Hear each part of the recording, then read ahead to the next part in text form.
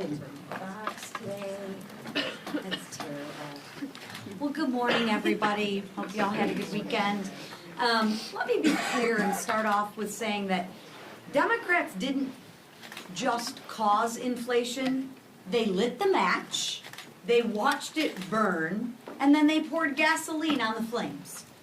They buried families under regulations, spent trillions on pet projects, and railed against American paychecks to appease who? Their radical base. And Americans will never forget who did that, because we will continue to remind them. During 4 long years of Biden inflation, hardworking families actually did the right thing. They tightened their belts, they canceled vacations, they put groceries back on the conveyor belt, and they drained their savings just to keep the lights on. Because Bidenomics sent energy costs skyrocketing. Under Bidenomics, and in those 4 years, let me just paint the picture for everybody. Home heating oil shot up 44%. Gasoline climbed 48%. Electricity costs went through the roof, rising 29%. And abundant American natural gas rose 27%. Those were under the 4 years during President Biden. That economic punishment crushed the American dream for millions of Americans. But there's actually good news. Thanks to President Trump and Republicans in Congress, the comeback is underway, and America loves a good comeback story. Now, it won't happen overnight. You don't rebuild a burned down home in one day. And after 4 years of economic arson, there's a lot to clean up. But House Republicans are here with the fire extinguisher. We are rebuilding the economy that working families can afford, and so that working families can thrive again. This week, we're laser focused on passing legislation that actually lowers costs. And guess what? It's already working. Gas prices are at a 4-year low. Grocery prices are finally coming down, and wages are actually rising. And next year, Americans will see bigger paychecks because of the Working Families Tax Cut Act. Remember, the Democrats voted and they wanted to give every single American a pay raise. Every single American, the Democrats voted to raise your taxes. Thank God Republicans voted to not let that happen. Last week, we cut red tape and peeled back Biden's burdensome regulations, and we're doing it again this week. This is all part of an agenda to lower costs and increase paychecks for hard-working families. Real reforms to roll back Washington's overreach and put the power back where it belongs, with the workers, with the families, and with actually the job creators. Government in Washington doesn't need more power. We actually believe that the power lies with the people, unlike the Democrats who want to tell you what to do, when to do it, how to do it. The Democrats believe they are a better steward of your money than you are. We don't believe that. That's why we're putting the power back in your hands. And what are Democrats doing? Again, you think they're gonna vote to lower costs? I don't think so. I think the Democrats will vote against giving you bigger paychecks. I think the Democrats will vote against relief for American families. They're fanning the flames of the crisis that they ignited, right? So we will continue our work without them. And watch how they vote, right?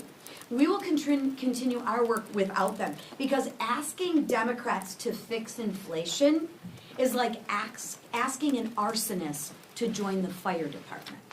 This week, we'll vote to lower electricity prices, secure supply chains, and modernize permitting to make energy more affordable again. Because House Republicans are cleaning up Bidenomics, ending Biden inflation, and restoring an America that is strong and respected again. We are restoring an America that is affordable and prosperous again for every single hardworking family. And another piece of important legislation that will be on the floor this week is the NDAA, and I don't think there's anyone better here to talk about it than a Representative Kiggins. So right now, I yield to Representative Kiggins. Thank you. Well, good morning. I'm Congresswoman Jen Kiggins, and I proudly represent Virginia's 2nd Congressional District. I'm also a Navy veteran, former helicopter pilot, a Navy spouse, and now a proud Navy mom. So it's certainly a privilege to be here today to talk about this year's National Defense Authorization Act, which should see a vote on the floor today.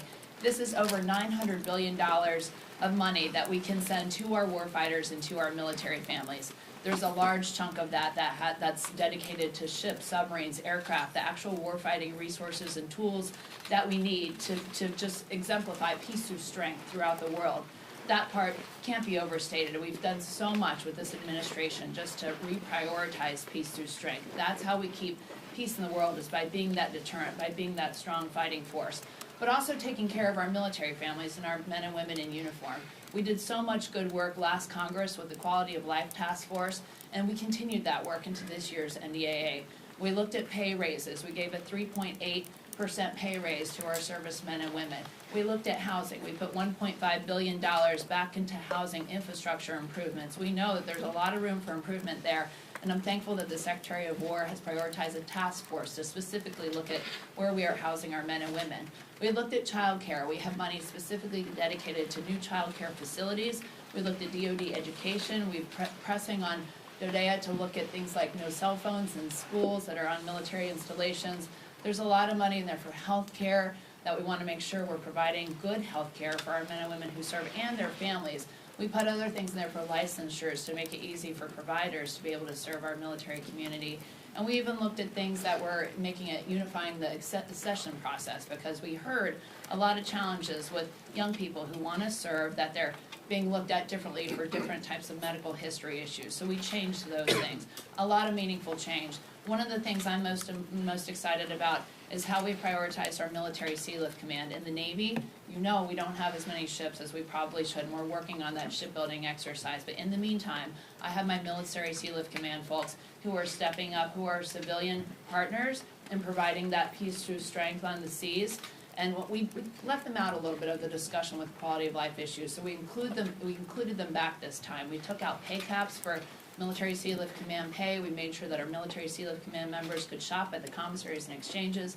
We're protecting our commissaries, making sure that they are available and there for our military families. So a lot of good things to take care of the people who serve, but then also that technology integration piece, the contract awarding, the procurement acquisition reform. We've done many, many good things to the tune of over $900 billion. So it's a privilege to have been a part of the team that put that together. It's a mission that we all share here in Congress on both sides of the aisle, of taking care of our military and making sure we remain the greatest in the world. Thank you so much. And with that. Thank you, Jan. Fraud, fraud, and more fraud.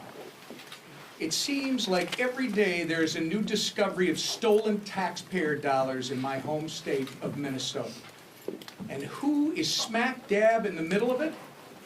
The self-acknowledged liar, incompetent, failed governor, and failed vice presidential candidate Tim Walz. But with the world now watching, Walz can no longer hide from accountability. I want to thank President Trump and his all-star administration for pursuing justice for the hard-working taxpayers of my state of Minnesota. Secretary Noem, Secretary Besson, Secretary Duffy, FBI Director Patel, Administrator Loeffler, Dr. Oz, Stephen Miller, Border Czar Tom Homan, and even more in the Trump administration have sounded the alarm and taken action finally. On behalf of the people of Minnesota, thank you. In addition to exposing and eliminating rampant waste, fraud, and abuse, President Trump and House Republicans are delivering on our promise to restore affordability and opportunity for the American people. With legislation to streamline permitting, unleash American energy, and increase opportunities for Americans to invest in their futures, we're working to lower costs, support American jobs, and spur business innovation. In particular, the nonpartisan INVEST Act, led by Congresswoman Ann Wagner, is going to cut bureaucratic red tape. It's going to empower small businesses in this country and entrepreneurs. and give Americans more freedom to invest, build wealth, and save for the future. This will be another great week for America First Wins. And with that, I yield to our leader. Thank you, Whip, and really appreciate the work that the Whip has done to remind everybody about the fraud that was going on in Minnesota for years. It's finally getting, I think, more coverage, not as much as it deserves, but alarming that so much of that was going on right under the nose of Governor Walz, and the brutal waste of taxpayer dollars. We're going to continue, as President Trump is this week, to focus on affordability and lowering costs. You saw President Trump go to Pennsylvania yesterday to talk about a number of the things he's been working on in his administration and working with Congress to lower costs for families. But it's important to remind people what he inherited and what was going on in this country under the Biden administration for 4 years, when you saw prices skyrocketing, energy costs skyrocketing, interest rates skyrocketing, and Democrats in Congress never cared about any of that. They let it happen. They looked the other way over and over again. An open, porous southern border that President Trump not only said he would fix as a candidate, but now has fixed as President of the United States. And when he talks about the things that he's doing to lower inflation, we're finally seeing some relief, but we're going to continue working to lower costs for families. And it's something that is not only important to President Trump, it's important to this House majority. You know, we talked a lot about health care in these last few weeks here at this podium, but our committees have been working on very serious proposals, all focused on lowering costs for 100% of American families. While Democrats talk about less than 10% of the American people, we have been talking about what we can do to lower health premiums for 100% of American families, while also giving options to people who are trapped in unaffordable Care Act plans. Where Democrats want to keep them trapped, we want to give them options. And so we've been working and meeting with different caucuses within our conference for weeks. The committee chairs have been talking about the very specific bills. We've been meeting and getting ideas from a lot of our members who have great, passionate ideas on health care. The Doctors Caucus, doctors who practiced medicine in the private sector and then they came to Congress. They still have great ideas about how to restore the doctor-patient relationship that Obamacare broke. So many things about health care that the Affordable Care Act just destroyed, starting with the title of the bill. Nothing is affordable about the Affordable Care Act, and Republicans want to fix that. And so what we did today in our conference just a little while ago has had a really productive discussion about all those ideas that the committees have been working on, not just ideas, actual bills. And we are now focused on bringing a number of those bills to the floor next week that we have consensus on. There are still some areas that we don't have full agreement upon, and we're going to keep working on those. And we've committed to work on those early in the next year, but starting next week, voting in the House on bills that will focus on lowering premiums for 100% of Americans. Let's see where Democrats stand when it's not just giving money to insurance companies and propping up failed Obamacare plans, but actually helping 100% of Americans have better choices and lower health care premiums. So we're going to continue bringing bills to the floor that work on fixing problems that Democrats have created and delivering on the promises we made to the American people. And our champion, who is our lead person who is helping unify this very narrow Republican majority, but very effective Republican majority, is our Speaker of the House, Mike Johnson. Thank you. Good morning. Our majority is narrow, but we were happy to add a new member this past week, and we've administered the oath now to Representative Matt Van Epps of Tennessee. You're really going to love him. He's a combat veteran and a dedicated husband and father, a very effective state official from Tennessee, and now he will be representing the folks of Nashville and 14 counties here, and we've added him to his committees this morning formally and officially, so he is hit the ground running. There is a lot going on here. We wanted to talk with you about some of those things this morning, and I'm so grateful for this leadership team for giving you the report so far, and for Representative Kiggins, who is an extraordinary member of Congress, as you know, a decorated veteran, and somebody who's so committed to our nation's defense and our military servicemen and women, and her expertise and all these things have been so greatly appreciated. We're glad to have her this morning. Now, look, we've had one of the most consequential, most productive, most successful Congresses in the history of this institution, the 119th Congress. In spite of those small margins, the Republican majority has been working in lockstep with the Republican majority in the Senate, even though that one's small as well, and of course with our strong Republican president and his administration.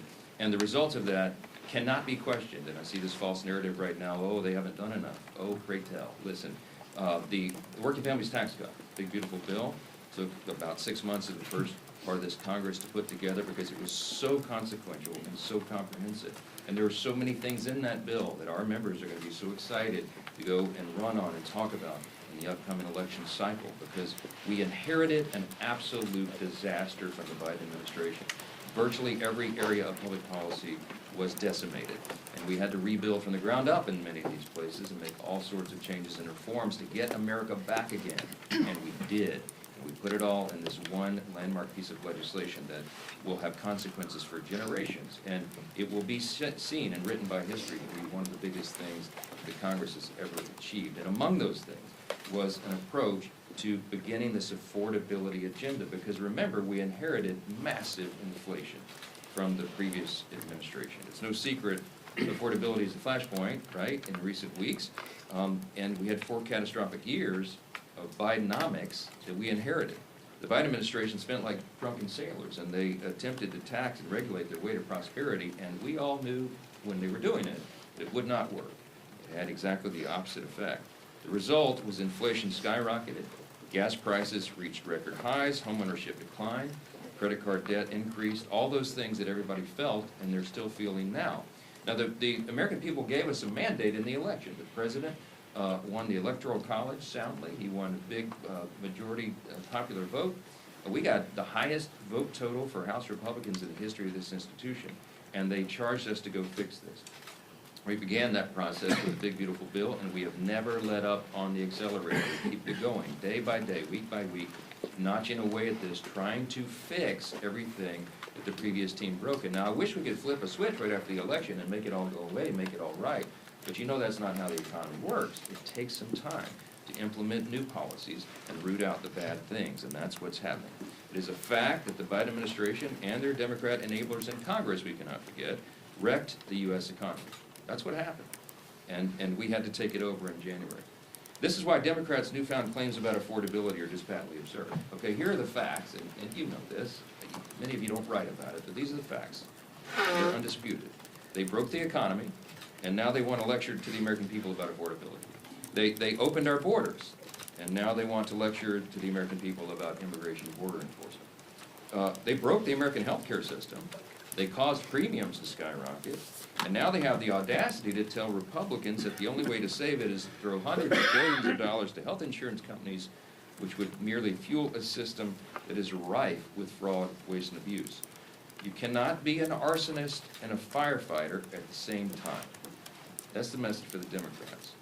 Let's be very clear about one thing. When the Democrats talk about health care affordability, okay, this catchphrase that they have, they are talking about one thing and one thing only. They are talking about continuing handouts to big insurance companies. They have no ideas, they have no desire to fix the broken system they created. They just want to subsidize it. And subsidy is a big word. It means they're taking taxpayer dollars and funding a broken system. That is their entire affordability agenda in a nutshell. This agenda does not lower health care costs.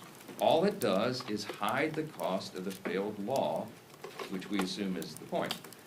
And their proposal, which is a 3-year extension of these enhanced subsidies, the Democrat COVID subsidies that they created, that they put the expiration date on for this December, that proposal to extend that for 3 years is devoid of any reforms to clamp down on the rampant waste, fraud, and abuse And it continues to provide taxpayer-subsidized health care to Americans who are making hundreds of thousands of dollars in annual salary. It doesn't make any sense. Now, you heard Whip Emmer and Leader Scalise reference the massive fraud that's just been uncovered in the last week or so in Minnesota. We know that this has been going on around the country in these deep blue states, and now the evidence is starting to come forward. It's staggering. It should upset. It should anger every American. This is where their dollars are being wasted and abused. A new report by the Government Accountability Office, which I haven't seen too much written about yet, you should look into that. It is an eye-opener as well. It makes clear why it would be a dereliction of duty to just extend subsidies without massive reforms to them. Okay, over the last 2 years, this is investigators at the Government Accountability Office. Okay, they submitted 24 fraudulent applications for the ACA subsidies, the Unaffordable Care Act subsidies, Obamacare. Okay, of the 24 fraudulent applications that they created intentionally to just see what would happen, 23 of them were approved. These applications were completely fraudulent. The investigators did not submit any Social Security numbers, citizenship documentation, or reported income documents. And 23 of the 24 applications were still approved. 18 of those, by the way, are still receiving coverages they were as of September of this year.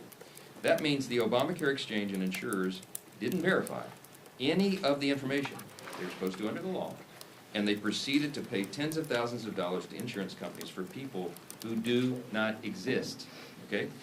The GAO report also found that 29,000 Social Security numbers in 2023 and 68,000 in 2024 were used to receive more than 1 year's worth of insurance coverage. In other words, multiple people were utilizing the same Social Security numbers to openly defraud the American taxpayers. The GAO also found that more than $94 million was sent to insurers on behalf of dead people. Okay? This is the system that Democrats in Congress want to extend without reform. It's unbelievable. Listen, these are undisputed facts. The Democrats broke America's health care system when they gave us the Unaffordable Care Act, Obamacare, 15 years ago. Remember all the promises? Some of y'all were here. The average premium and the average family is going to go down $2,500 a year. You're going to be able to keep your doctor. You're going to love this system. None of that was true. In fact, it's the opposite. And premiums have risen because they broke the system dramatically over that time. In some areas, as much as 70%, and some over 90%. And those things are still on a trajectory to rise further. Now, what are we going to do about that? The Democrats had a chance to vote to make life more affordable earlier this year in the Working Families Tax Cut, big beautiful bill, and they blew it. The House version of the bill, you may remember, included cost-sharing reductions. We passed that out of the House, and we sent it to the Senate, and what that would have done is would have lowered premiums for the average American family by over 12%. Democrats fought to strip that out of the bill. Every American watching today should remember that. The Democrats had a chance to actually lower your premium 6 months ago, but they refused because they wanted to keep health care as a political football. They do not want a solution. They want an issue. That's what this is about.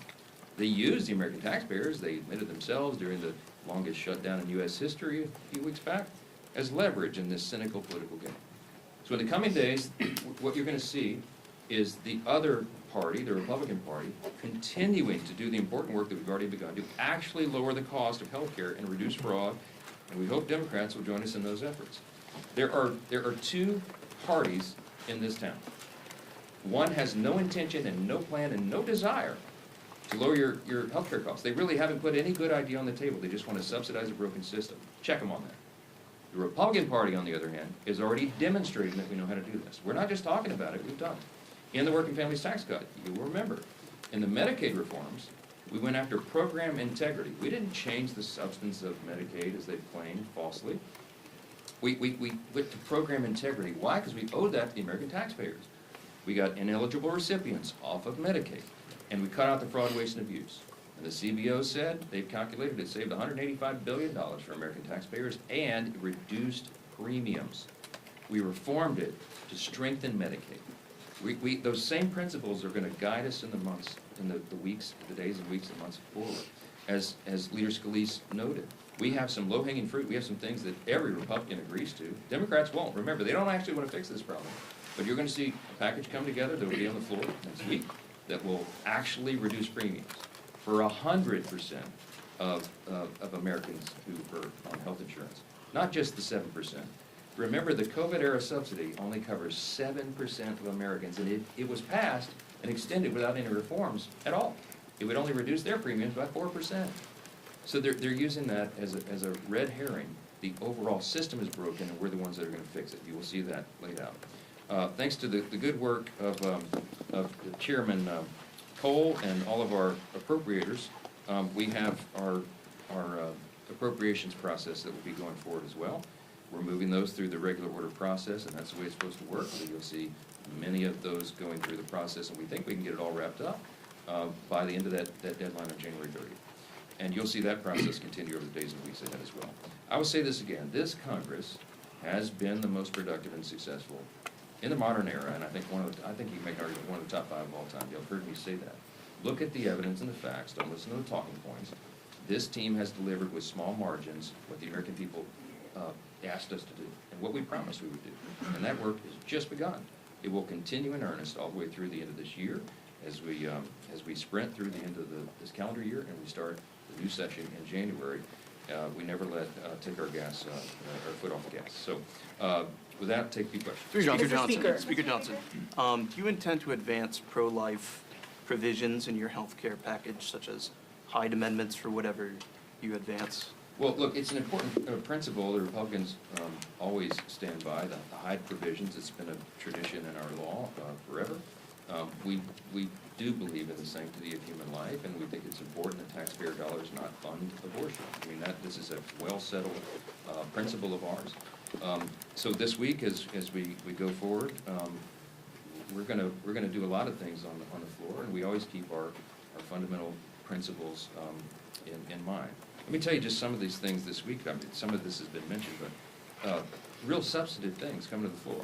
We passed legislation last week to keep the CCP out of your children's classrooms and to cut costly red tape for small businesses. This week, you're going to have the NDAA on the floor, as Representative Kiggins has talked about, building on historic investments that we included in the Working Families Tax Code to advance President Trump's Peace Through Strength agenda.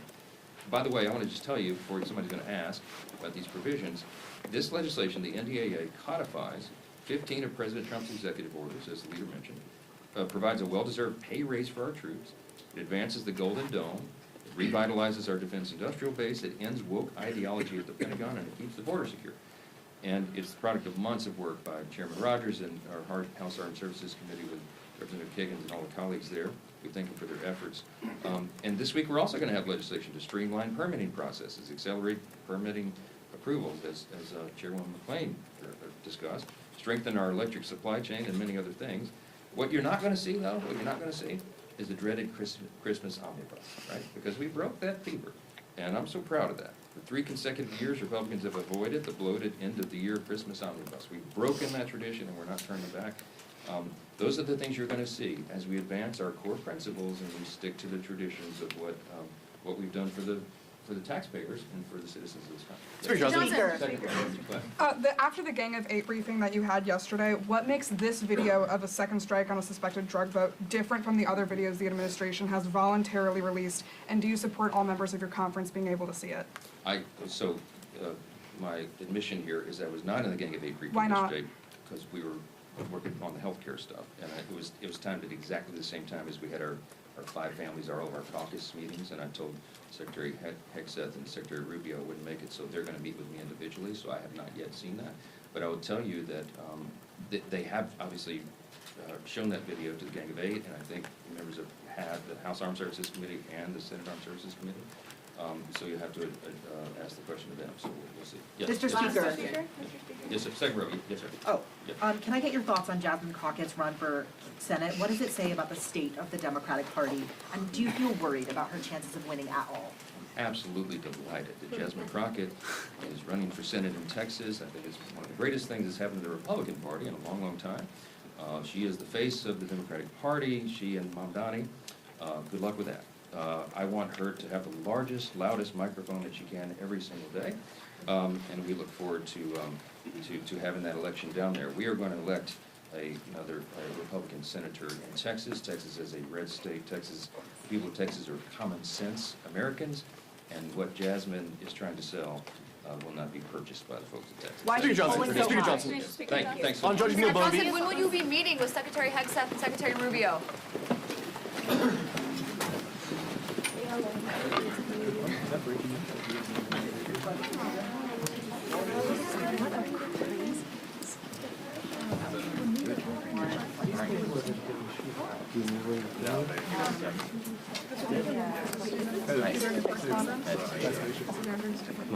How are you? Good friend. No, I did not. Still there. Wow, you're really mean to me. What? I'm gonna come right back. Why?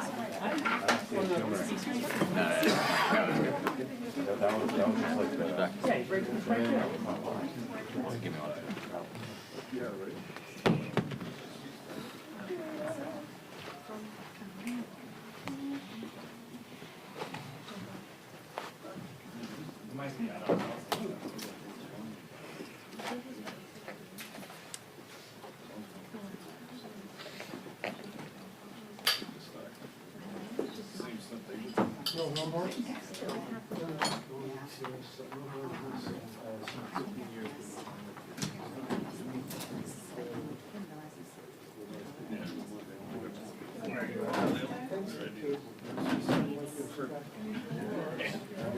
It hasn't worked since we've been trying.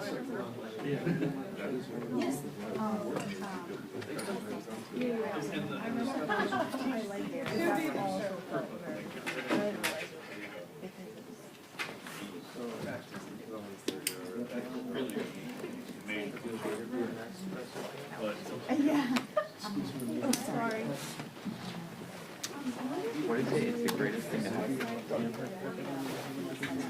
Yeah, I think so. I think so. He said it's the greatest thing to happen to the Republican Party in a long time. I can pull it up right now. It won't cover it. The greatest things. The money is in your hands.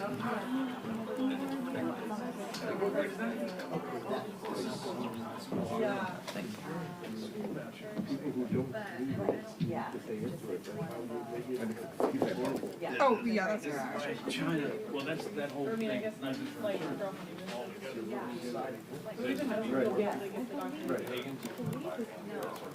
just I don't use firefighters, I use fighter jets. yeah. Oh, I love that. The pilots pay for their own jets. I think you should be able to get a certain amount of credits based on its action. Yeah. And so, not right away. And there's a certain class. There should be a class, maybe two. But I don't know. A little black. Yeah. Like I just really feel How much did it become? What's the like my middle name is like a family name. It doesn't cost me the DC drive. And it's like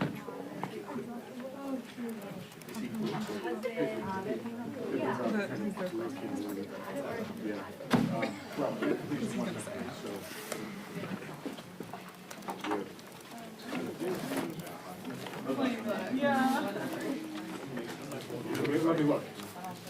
With the garden hose. So, yeah, it was kind of one of those elastic garden hoses, and the nozzle was buried in the down the pine needles. And so I'm pulling that in, I'm clearly not paying attention. Next thing you know, Nancy Mace wants to rename Black Lives Matter Plaza to Charlie Kirk Freedom Speech Plaza. Do you see that?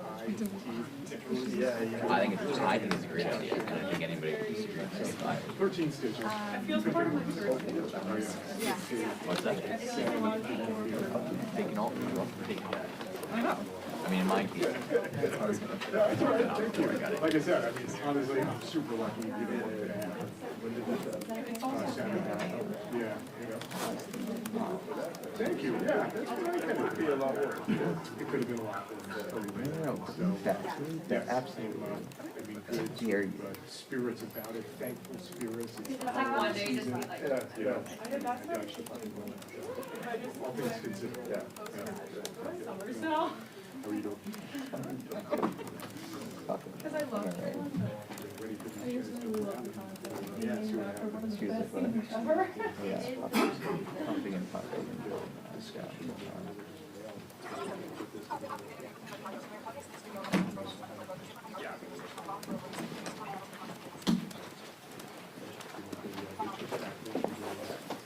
After the 42-day shutdown.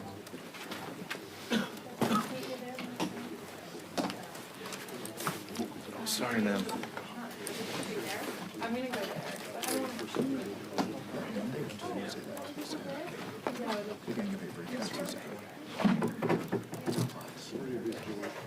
Did that one first?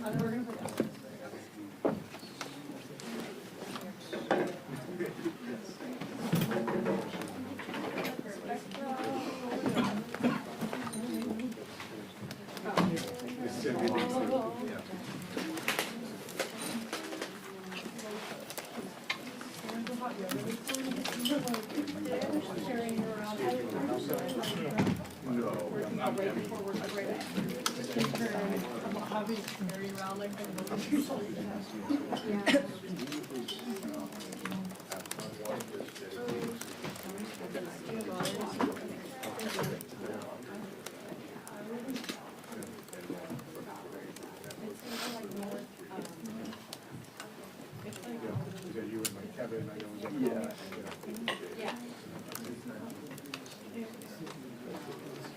Of course.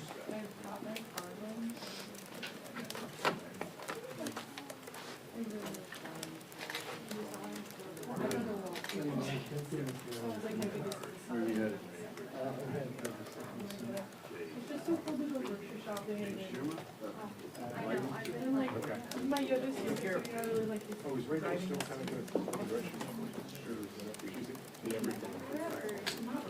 It's in well, yeah. Well, no, and now I can make a metro trip. It's Yeah. really close to me. So it's not very convenient. It's called Kaplan. Yeah, you should go. Yeah. My sister and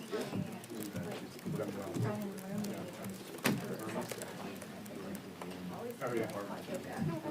I have like a. What's that? Yeah, good stuff. I think fuck you for being like, you don't like that. Okay, that may have been a little. Oh, Mary, you got okay. I have. This is not very good yet. Well, they both, well, you're right, actually, that's right. Well, they both have been, yeah, that's really. Real bad. In that cut, make sure you include when I'm like, what about the CBDC, and he doesn't. Yeah. Because he could have chose to continue talking. Oh, I can only imagine, yeah. I don't know what anybody does. I don't even know what they do.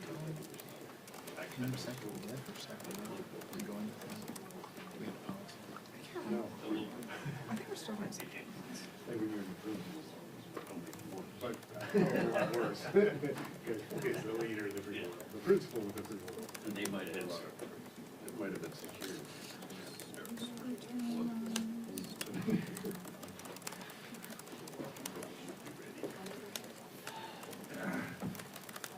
Check with you.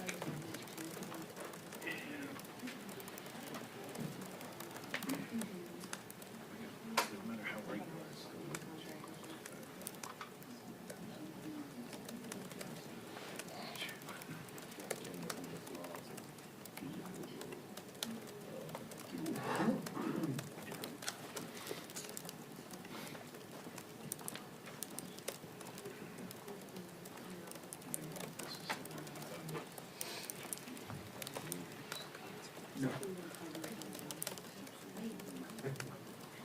You like that? That's right, absolutely. Well appointed. 130 votes. Where do you wanna do that? Outside. That's all right. Sun will be out. Huh? Sun will be out. Cold is still cold, brother. Bundle up. I did. Only when you cross the path. Except for my hat, I think I lost my hat yesterday.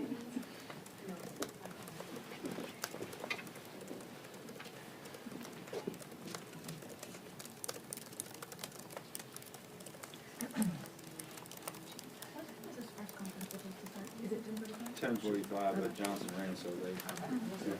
I think all the members are in the green room now. Okay, so thanks. All the members? I didn't realize they talked that Members long taking before part, taking yeah. all 3 questions.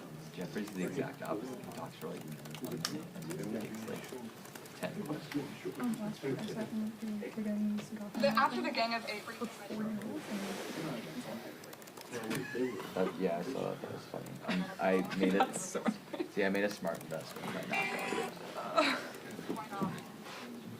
I just have a 6th sense for whether a press conference is going to be correct or not. Well, it was like, they called low, so it wasn't. I mean, they do gotta go to vote. So true. But No, also no, don't no. have 18 members. Well, yes, but also the more relevant point is, they don't, like, they have a good, like, 20, 25 minutes before they actually have to go to vote. Yeah. There's some reading from there.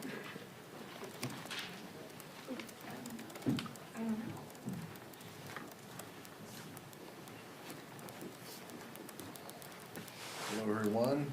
Honored as always to be joined by Vice Chair Ted Lieu and also Representatives Sarah McBride and Shamari Figures, new members to Congress who have been amazing advocates for their communities, for the regions, and honored to have them here.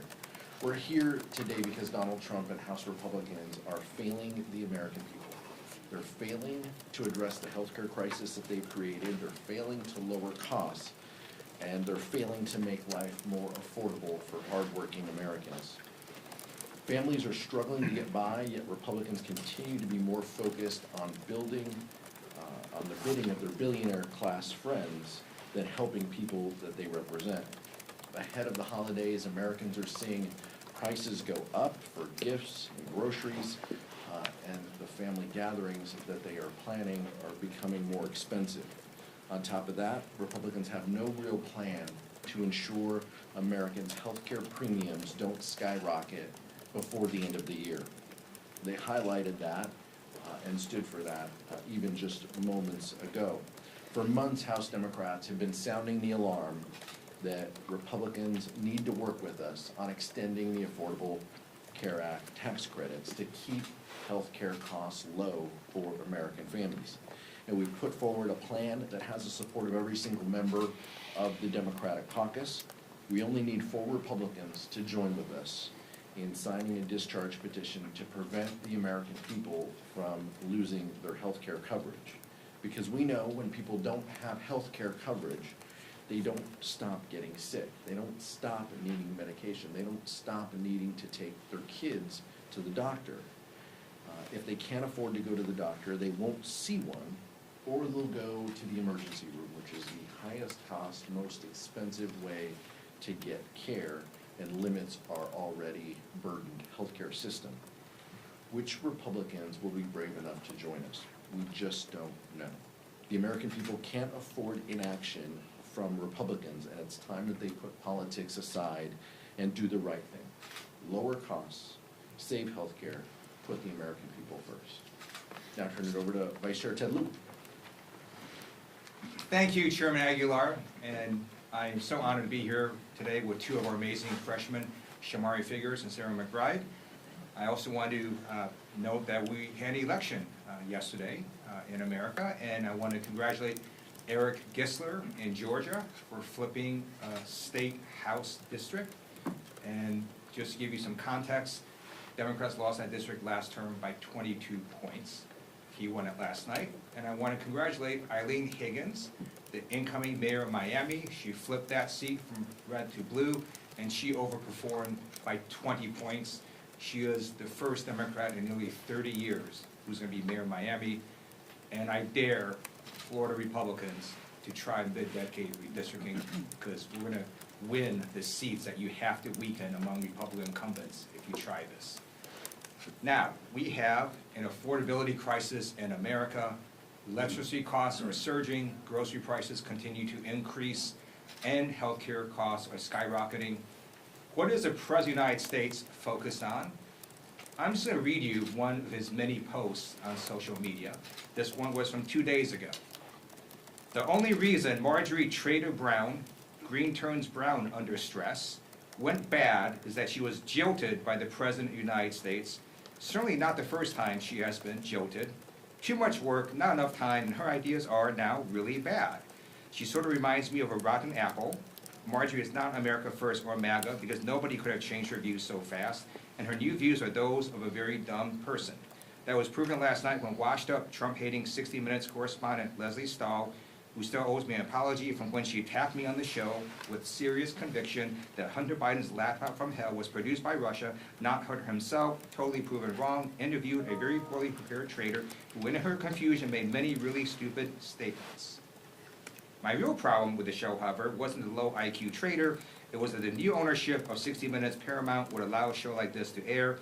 They were no better than the old ownership who just paid me millions of dollars for fake reporting about your favorite president, me. Since they bought it, 60 Minutes has actually gotten worse. Oh well, far worse things can happen. P.S. I hereby demand a complete and total apology, though far too late to be meaningful, from Leslie Stahl in 60 Minutes for her incorrect and libelous statements about Hunter's laptop, President DJT. Oh, now it's my great honor to introduce an amazing freshman from Alabama, the great Representative Shamari Figures.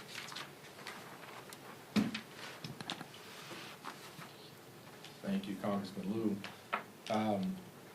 Look, we're in the middle of a healthcare crisis, and the stakes could not be higher. Millions of Americans rely on healthcare subsidies to be able to afford coverage, and 50,000 of those Americans are located in my district in Alabama. And it's not just a talking point back home. This is real life for people. I represent one of the poorest districts in the country. The individual median income in my district is just north of $32,000. To say that another way, 50% of the wage earners in my district earn less than $32,000. And so when we talk about 50,000 people's healthcare premiums on average increasing by a little more than double in a district where the income is just north of $32,000 on average, it's more than a talking point. It's something that hits people in real ways in real life. It's not something people can afford. And beyond the personal side of it, my district as a whole is one of the worst for healthcare access and outcomes in the country. I have 13 counties in my district. You can only deliver babies in 2 of the 13. 10 of the 13 counties either have hospitals that have closed or in the process of converting to REHs so they don't close, or are on literal financial life support under the threat of closure. And by the way, the largest hospital in my state capital of Montgomery, which I also represent, which is one of only 2 hospitals in that county, is in the middle of a bankruptcy.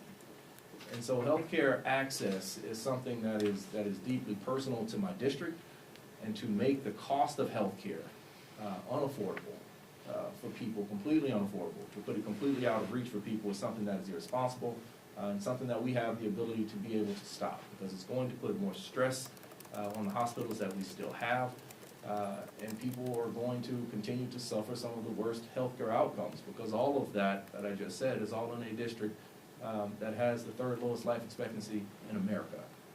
And so this is something that we have to get Republicans on board to fix. We just need a few.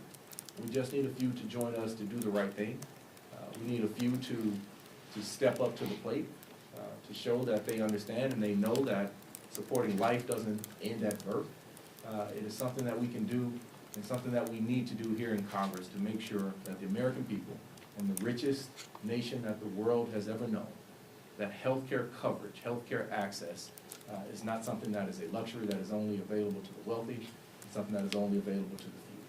And so I am proud to stand here with my colleagues to bring up this issue once again, yet again, something that we have been pressuring now for since I've been here in Congress for the better part of the last 10 or 11 months, but something that obviously Democrats have been pushing for decades. And we're going to continue to wave this flag. We're going to continue to beat this drum. We're going to continue to do this on behalf of the constituents in Alabama's 2nd Congressional District and those across this country, because it's the right thing to do.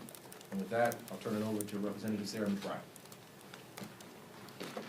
Thank you so much to my fellow freshman representative Figures, and thank you so much Chair Aguilar and Vice Chair Liu for inviting us today. Across Delaware and around the country, families are being hit from every direction. At the grocery store, at the pharmacy, and of course now in their healthcare premiums. In 2024, Donald Trump promised the American people that he would lower costs on day one. But we all know that whether it's his business partners, people who worked for him, or the American people, the one through line throughout Donald Trump's life is that he has never met a promise that he was not willing to break. Because 1 year into the second Trump presidency, all we have are a litany of broken promises and billionaire tax breaks. This affordability crisis is not a hoax. It is a choice by congressional Republicans and by Donald Trump.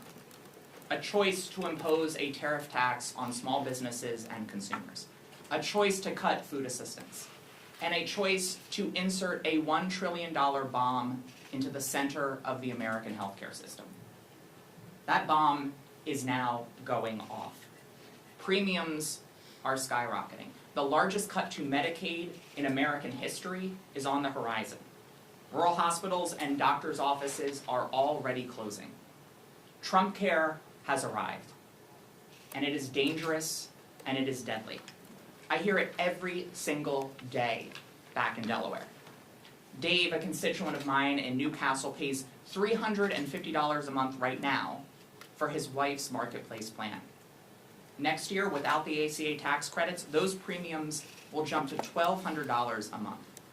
His wife lives with a disabling spinal condition, diabetes, hypertension, depression, and takes dozens of daily medications. Without this tax credit, they will lose their coverage that is keeping his wife alive. People like Dave are doing everything right, but Republicans in Congress continue to fail them. It's not too late for my Republican colleagues to do the right thing, to make a different choice. As has been mentioned, we only need 4 Republicans in Congress to demonstrate courage on behalf of their constituents by signing this discharge petition to force an up or down vote on protecting care. But I'm not going to hold my breath. Because while we are freshmen, while we are new, what has become abundantly clear to us in the last 11 months is the only thing that congressional Republicans are more loyal to than Donald Trump is to cutting the health care of the American people. Imagine winning those elections, getting all of that power, and spending all of your political capital on kicking millions of people off their coverage and jacking up healthcare prices for everyone else. People deserve so much better than what congressional Republicans and Donald Trump have offered them. I ran for office after my experience as a caregiver to my husband during his battle with terminal cancer. And I simply do not believe that in the wealthiest nation on earth, any American should have to go without the health care that they need to live and thrive. And so long as there is air in our lungs and breath in our bodies, House Democrats will fight for an America where every single American can get the health care they need regardless of where they live and regardless of who they voted for in the last election. And so with that, I'll turn things back over to Chair Aguilar to answer any questions. Thank you, Representative McBride and Representative Figures. Andrew? What do you think of Haley Stevens introducing articles of impeachment against Robert Kennedy Jr. today? I think that what Robert Kennedy Jr. has done to the healthcare system, what he stands for, his latest support for decisions that reduce Americans' access to vaccines are deeply troubling from a public health perspective. I understand that members have frustrations and concerns about it. I don't know how successful those measures would be in a Republican-held Congress, but I appreciate that members have a lot of views on this and want to hold the Secretary accountable. He is someone who is an impediment to Americans having health security. I think that's very clear. And the day for accountability will come. I don't know when that is, but the day for accountability for the Secretary and many others of the President's administration will come we'll see what that looks like though. Nick? I want to ask about the NDAA. Do you expect to support final passage of that bill whenever it comes up later today, or tomorrow? We'll see when it comes up. They gotta pass the rule first. I think they're having some difficulty with that. If it comes up, we've had a caucus conversation this morning. Adam Smith presented the bill to the caucus, and members will make their decisions. I'll wait until the rule passes, and then I'll indicate where I stand on the bill. This NDAA has a provision in there requiring the Department of Defense to release the video of the strike on the Venezuelan boat, particularly their second strike that killed 2 defenseless shipwreck survivors. And if the Pentagon doesn't do that, then the Secretary of Defense's travel budget will be reduced. So you have now bipartisan support to get this video released, and we need to be asking, the American people will be asking, what is Pete Hegseth hiding? Thank you, Mr. Chair. President Trump was in Northeast Pennsylvania last night, kicking off what the administration has described a series of events promoting his economic agenda, his economic policies, pushing back on Democrats' criticism of his role in the affordability crisis. Republicans believe that the more he's out there, the better it is for them and their voters to hear from the president. I wanted to get your thoughts on, do you believe the more that President Trump is out there, that it's advantageous to the case that you all are making about the affordability crisis, given that he's called it a hoax and a con? And just what do you make of the fact that they say that he's going to be out on the road a little bit more, speaking about his agenda and kind of looking to rebut some of the criticisms that you all have waged against him on the affordability crisis? Sometimes it's a long 16 blocks from Capitol Hill to the White House. Clearly, it's taken the president quite a long time to understand the affordability crisis that we're in. I think the event yesterday was one of the first I've seen that the president wasn't attending a sporting event or something else. But saying that the economy is A+++, calling the affordability crisis a hoax, these are things that the American people just know aren't true. He's lying. House Republicans are lying. They know that. They know that the affordability crisis is at their doorstep. They know it is more difficult to live under the Trump economy than it was previously. And they're holding him accountable. And that's coming through, not just in public polling, but it's coming through in our elections. In every election that we've seen, special elections from last night to Iowa months and months ago, to everything in between, New Jersey, Virginia, Mississippi, Georgia, I mean, all of these, Republicans continue to underperform because they have no real solutions. They won't solve the affordability crisis. They're only making it worse, and the American people are smart enough to know that. So I don't think that there's anything that the president can do, because clearly every time he gets in front of a microphone, he's saying something that is an outright lie, and the American people know it. So I don't have any problem with him continuing to go out around the country and to talk about this, because the polling clearly shows that folks aren't paying attention and that they know better. Just a couple of things. First of all, the idea that the American people aren't hearing enough from Donald Trump right now beggars belief. I think everyone in this country hears enough from Donald Trump, and having him go out on the road and stand in front of a sign that says affordability isn't changing that. It also doesn't change the fact that they have no plan to tackle the affordability crisis, and that Donald Trump himself has continued to deny this crisis, calling it a hoax. I think his handlers in the White House are making the same mistake that his handlers in Trump 1 made, which is thinking that they can put together these events and keep this president on message in the way that they want him to be on message. He is always going to speak what he believes, and what he clearly believes right now is that he's doing a great job, that prices are fine, the economy is working well, and that everyone should just go along and get along.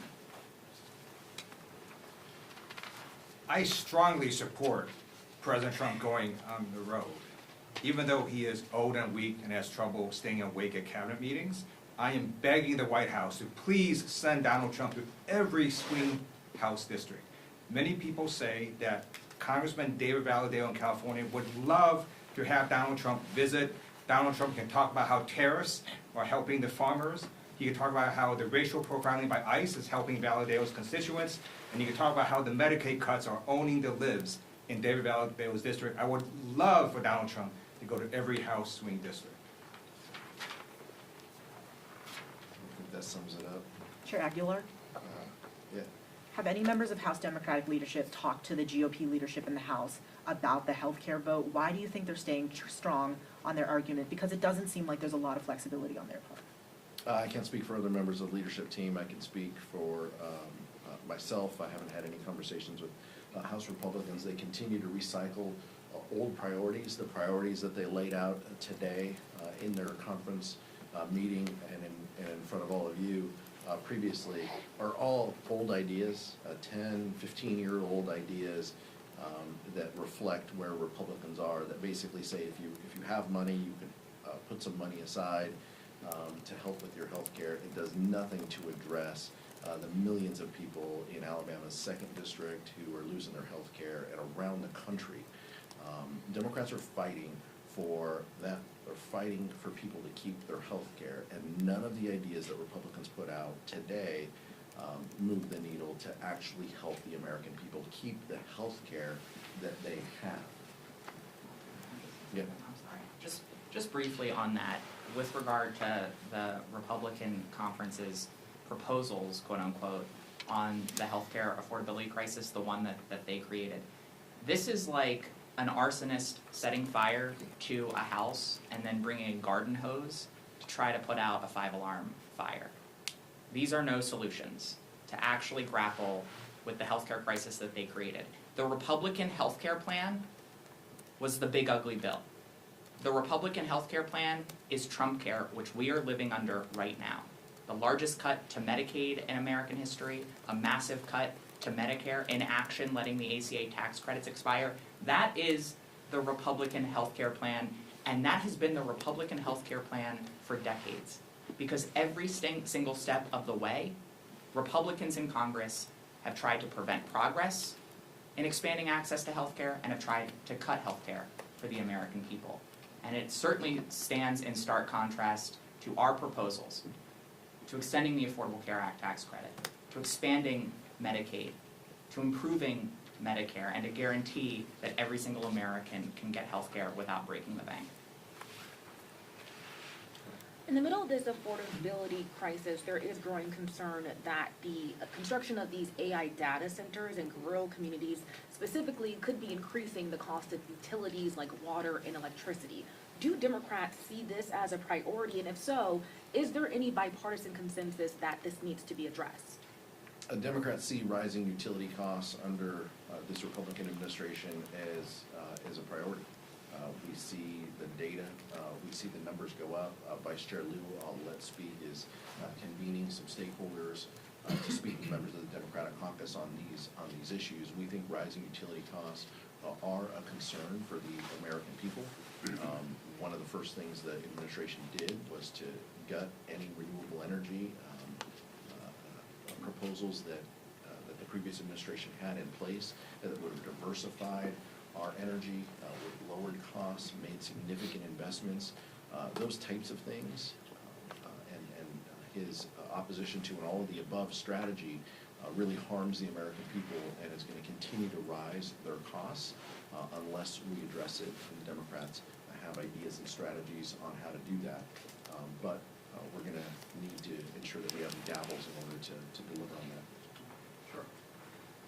There are a number of reasons why electricity costs are surging under the Trump administration, outpacing inflation. The tariffs, for example, do increase the prices of many products, some of which these utilities do use. In addition, the Trump administration canceled a number of green energy projects, and when you reduce the supply of energy available, you're going to drive up costs. And yes, it's also true that AI data centers also do use a similar amount of electricity. And when you take this in combination, you have electric costs surging. And again, what is Donald Trump doing? He's simply rage tweeting on his social media posts and saying batshit crazy things. Speaker Johnson today said that Jasmine Crockett running for Senate is the greatest thing that happened to the Republican Party. The Republicans have tended to make, or try to make like a boogeyman of people in the Democratic Party. We saw it with Mamdani during the shutdown, and now with Crockett. Do you have a reaction to these comments that they're making? I think Speaker Johnson is trying to do anything he can to distract from the majority that he's seen, that we see dwindling. And it's like sand falling through his hands. He just can't keep a hold of it. He sees that. He would much rather talk about a Senate race than he would the Georgia House races that Republicans lost, or the mayor's race that the vice chair mentioned, first time in 30 years that a Democrat has been mayor of Miami. He wants to distract and take away from this because he's losing his grip on his majority. That much is very clear. So the more that Speaker Johnson wants to talk about the national landscape and Senate environment, I absolutely support, because he's losing his majority next November, if not sooner. Thank you. Mike in the back. Thank you. On the ACA subsidies, yesterday we saw yet another plan to extend them 2 years, not the 3 years you want, and it's got some eligibility limits and some HSA, promotion language in there. But it does have the advantage of being bipartisan. Jared Golden's on it, Tom Swazi, a couple others. Do you see a scenario where if the option is no extension of subsidies, or you guys have to swallow a shorter window and some of the reforms that you don't like, but do you see a scenario where that is the vehicle that can actually get something done? No one has signed on to your discharge petition from the Republican Party. Well, we want to help the American people. We want to pass laws that help the American people. The House and the Senate, Democrats both have the 3-year proposals that you mentioned.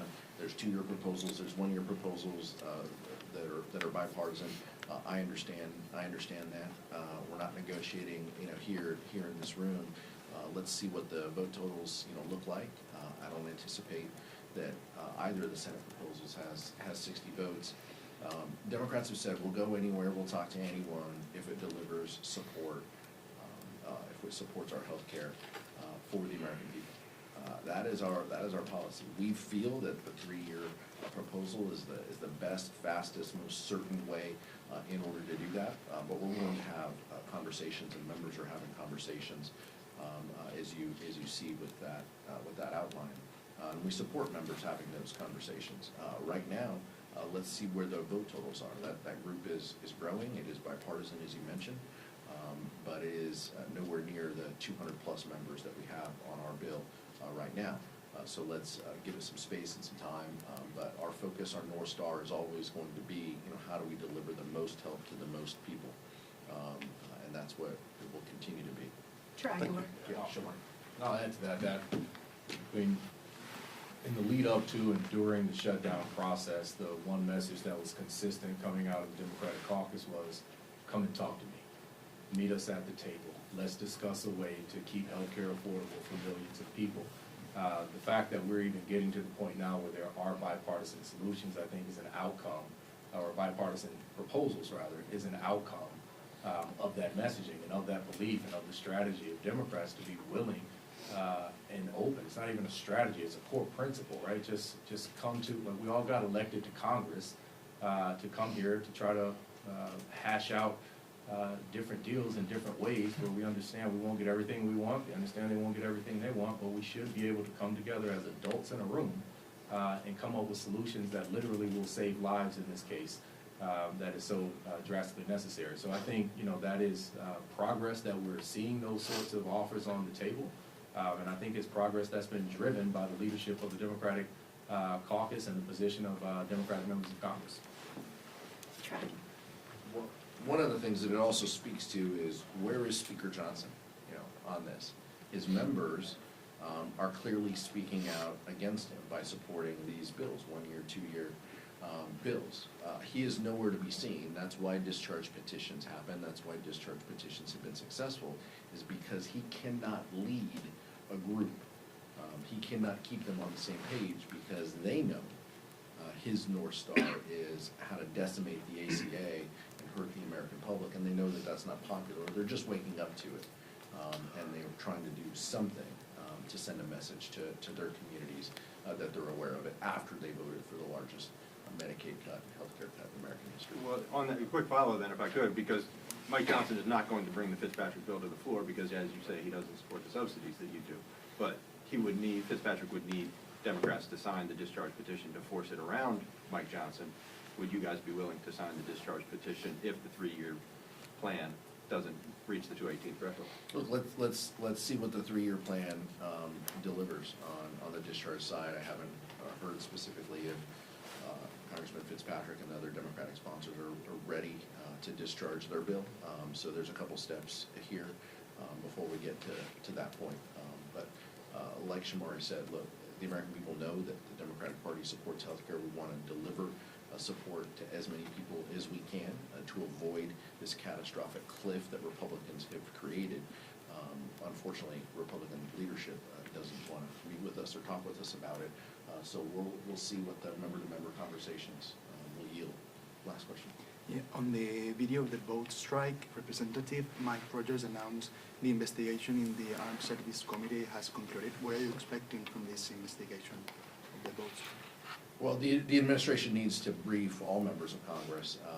Some members of Congress have been briefed. I think all members need to have access to the video and to a comprehensive briefing in a classified setting, as well as whatever report is done by the House Armed Services Committee needs to be available for all members to look at and to view.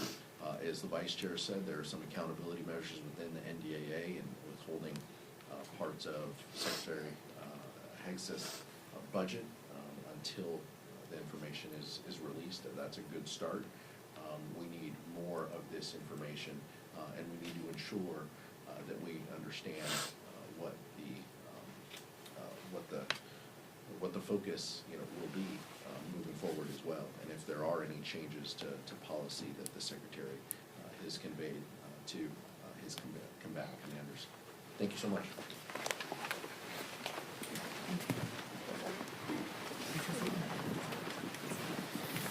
What? Sorry, excuse me. What'd you say? I'll tell you after. Okay, sorry. All right, I wonder what they still feel like they need to ask.